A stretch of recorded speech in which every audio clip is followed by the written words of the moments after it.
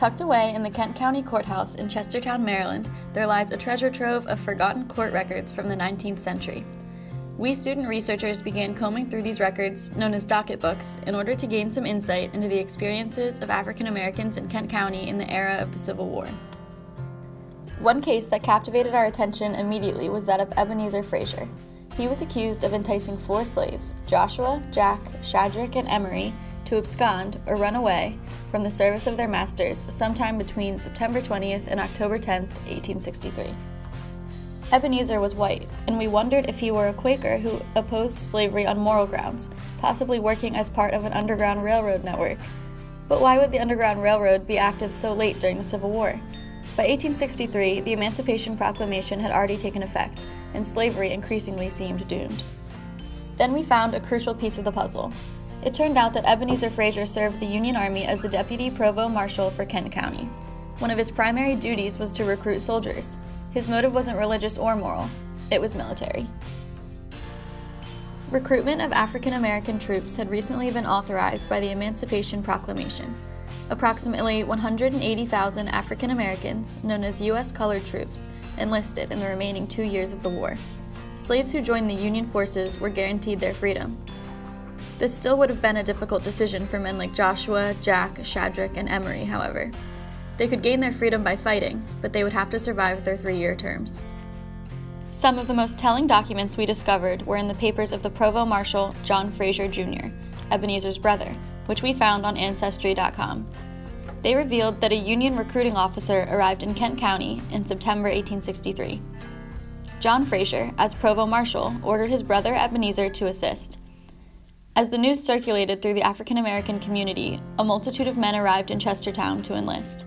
About 50 came with Ebenezer, among them Joshua, Jack, Shadrach, and Emery.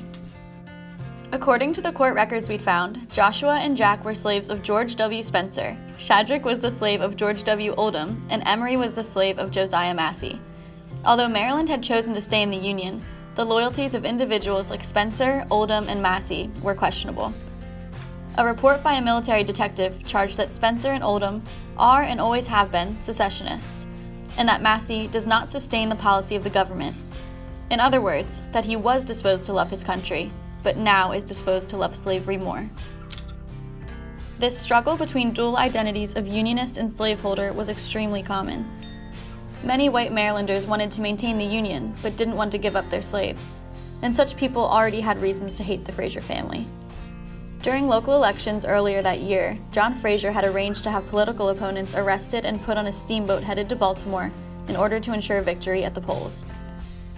A local newspaper called him the most unpopular man in Kent County. Perhaps the Frazier's enemies prosecuted Ebenezer partly as revenge against John. Ebenezer eventually wriggled out of their hands. The documents we found showed that the case was transferred out of the county to ensure an impartial jury. Then in the summer of 1864, all charges were dropped. By then, almost everyone knew that slavery would be done away with once the war was over. Having learned the fate of Ebenezer, we turned to Joshua, Jack, Shadrach, and Emery. What happened after they were mustered into the Union Army? Did they survive the war? Did they go on to have families? Did they build new lives as free men? Tracking them down proved difficult. Former slaves often changed their names when they enlisted. After all, this was the gateway to their new lives as free men. So we searched through rosters of U.S. colored troops from the Maryland State Archives that included the name of each man's former master. We soon found 2 men, Daniel Wilson and John Stout, naming George Spencer as their former master, and another, Thomas Ii Thompson, naming Josiah Massey. These men had joined the 7th Regiment of U.S. colored troops, enlisting at exactly the same time as the 4 runaways we were seeking. The 7th was an extremely important regiment. Its men fought in the siege against Petersburg and Richmond in 1865 and in the Appomattox Campaign, which led to the surrender of Robert E. Lee's army. Once we discovered the black soldiers' new names, we looked in military records and pension applications to find more details about their service. John Stout, formerly known as Jack, met his end at Fort Monroe in Virginia, an epicenter of black troops and fugitives from slavery. He drowned here in the summer of 1865. Daniel Wilson, aka Joshua, managed to survive the war, although not entirely unscathed. In an application for an invalid pension, Daniel describes his battle with crippling hemorrhoids that began during his time in the Army. Daniel can also be found in 20th century censuses as a free man with his own family.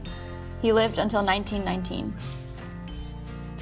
Thomas Ii Thompson, formerly known as Emery, came extremely close to gaining his freedom.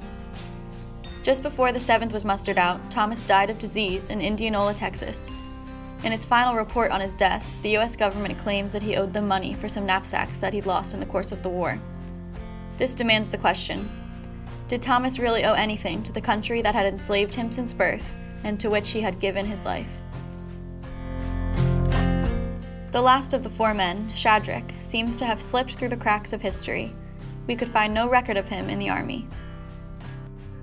Near the close of our research, we searched in 19th century newspapers and discovered events of Ebenezer Frazier's later life that seemed fit for a Tarantino film. In 1865, Ebenezer was arrested for the murder of his brother-in-law, Thomas Eliason. Ebenezer was sentenced to life in prison for the crime. Ebenezer did not resign himself to this fate, however.